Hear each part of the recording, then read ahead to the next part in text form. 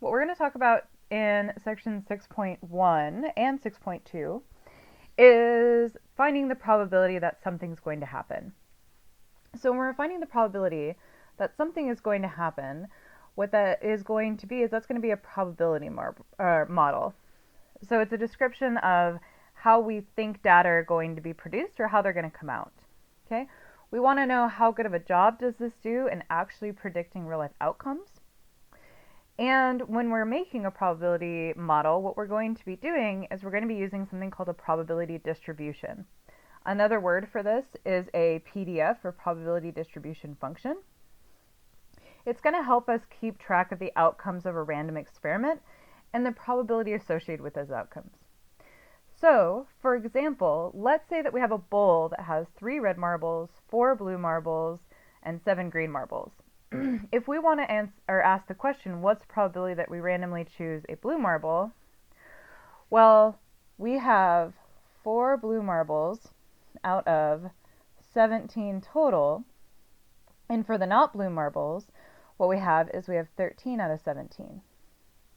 So this would be an example of a probability distribution, right? Something that tells us the probability of some outcome occurring. Now, before we get into how to actually make these, there's 2 different kinds of data that we can look at that are numerical. We can either look at the probability of something discrete, or we can look at the probability of something continuous. So in mathematics, what discrete means is that something that's countable, that means that you can count it by a whole number. Okay? Continuous means that there's going to be a whole spectrum of measurements. So discrete would be like number of socks, because we don't count like half socks or third socks. You either have a whole sock or no socks. Continuous could be somebody's height, because that we can measure on a spectrum. Another way of thinking this is that discrete is usually whole numbers, while continuous is usually decimals. So for example, if we're looking at the cost of a DVD, is that going to be continuous? Yes, because it has a decimal in it. So anything that has to do with cost is going to be continuous. Eggs purchased at a grocery store, well, you can only purchase eggs by the whole number. So that would be, eggs would be considered discrete. Weight of meat. So weight is something we can look at in decimals. So that would be continuous. Okay. What about the number of people on a bus? Would that be discrete or continuous? Well, we don't count half people or third people, so number of people would be discrete.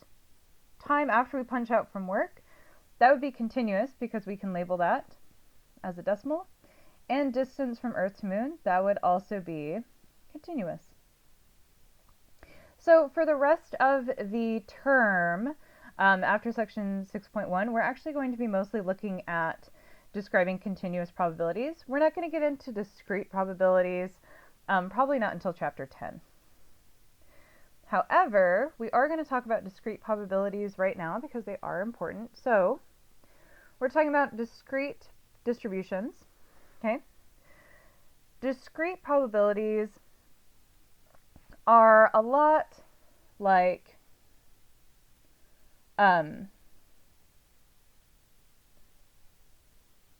numerical distributions, only instead of the y-axis being frequency, we're going to let the y-axis be probability.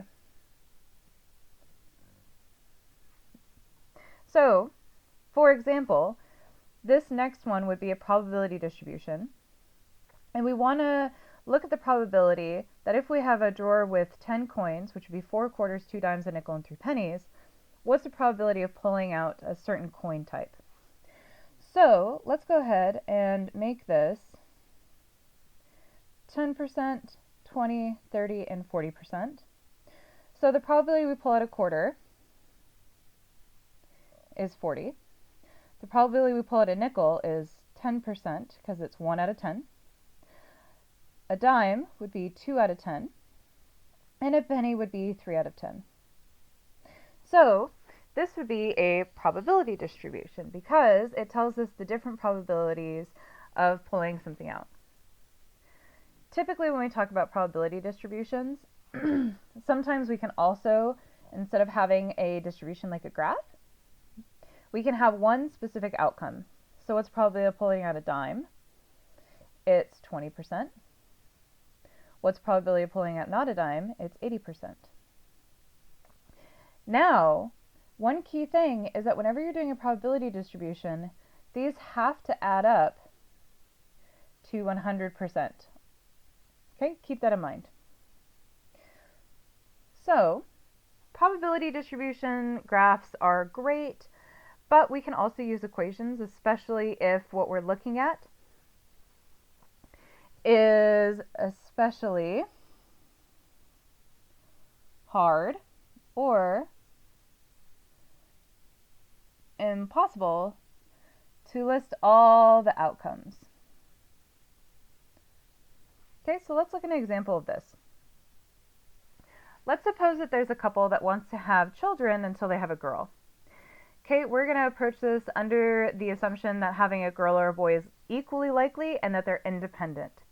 That means if you have a boy or a girl, that's not going to affect the one that you have next. So one of the questions we want to answer is, what's the probability that they will have X number of children? Well, I feel like I should just know this, but I don't. So, being a good mathematician and scientist, I'm going to do a couple cases and see if I can see a pattern. So first off, notice that they had equally likely and independent. If we look back at chapter 5, what that tells me is that the first probability is going to be 1 out of 2. Now the second one, the probability that they have 2 boys, that's going to be the probability that they have a boy times the probability that they have a boy, which is going to be 1/2 times 1/2. The probability that they have 3 boys, that's going to be 1/2 times 1/2 times 1/2. Now, if I look at these, what I see is I see a little pattern. I'm multiplying 1/2 times itself the same amount of children they might have. So if I want to know the probability that they have X amount of boys, that's going to be 1/2 times itself X times, or to the X power. So if I draw the probability distribution function, what I'm going to see is a trend. It's going to go 0.5 to 0.25, all the way down to 0.125, and so on. And what it's going to look like is it's going to look like a very steep curve that's going to get really close to 0. Okay, so that actually gives me a lot of information. Okay, but I'm also assuming that I don't know when they're going to stop having children, so there's almost an infinite amount of possibilities here. Now, we're moving on to the real bread and butter, which is continuous functions. Now, if we look back at the previous example, notice that I have a bunch of space in between these, right? There's no possibility that somebody can have 1/2 of a boy or something like that when they're having children. But with continuous probabilities, we have an infinite amount of measurements in between all of these observations, okay?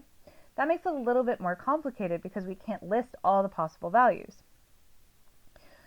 So, what we are going to use is we are going to use something called a probability distribution function, or PDF, and the y-axis is going to be our probability,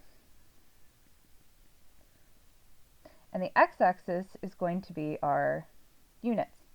So, what this is actually going to be using is our favorite thing of all time, which is the empirical rule.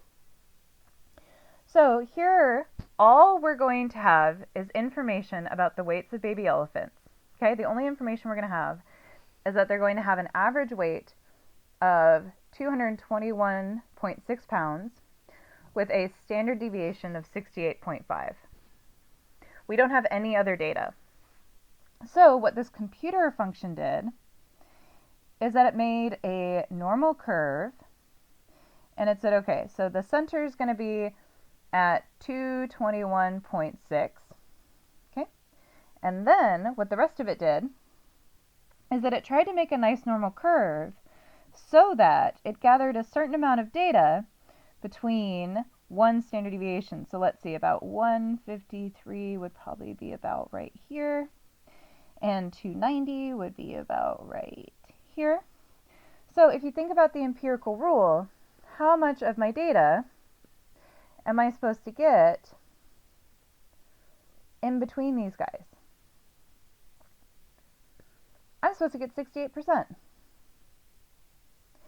Right? Now that's really cool, because what that tells me is if I ask the question, what's the probability that we have an elephant that weighs between 153.1 and 290.1? Okay, well, that probability by the empirical rule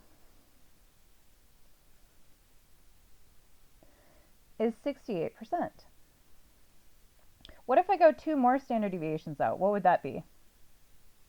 Yeah, that would be 95%. So here's one thing I want to point out before we move on to section 6.2 is if we look at the probabilities that are listed on the side here, if we look at the probabilities here, what we notice is that these probabilities are really, really small. So that 0.005, what that is that there's a 0.5% probability. Here's what that means. If I go out, okay, and I hit this point and I follow it down, that means that there's a probability of just 0.5% that I'm going to pull a baby elephant out of a whole group and find one that weighs that much, so about 190 pounds. Why is that probability so small though? Well, here's why. It's because it's very exact. So this would kind of be like asking, hey, what's the probability of meeting a woman who is exactly 5'7"? Well, that probability is very small, right? If you were to take anybody's measurement who is around 5'7", they're probably going to be like 5'7.5", 5'7.25", maybe 5'6 3/9. Like, they're going to be really close, but finding a specific exact measurement, the probability of finding that's very small. So when we're looking at probability distributions, instead of looking at, like, let's say an exact, usually what we do is that we're looking for a range. So this would be like, hey, what's the probability a woman is between 5'6" and 5'8"? You're going to get a much higher, more realistic probability than if you try to look for an exact one. Okay, now in the next video, we are going to look at how do you actually find these probabilities when you don't have nice numbers like one standard deviation, and how do you do that using the z-table or technology.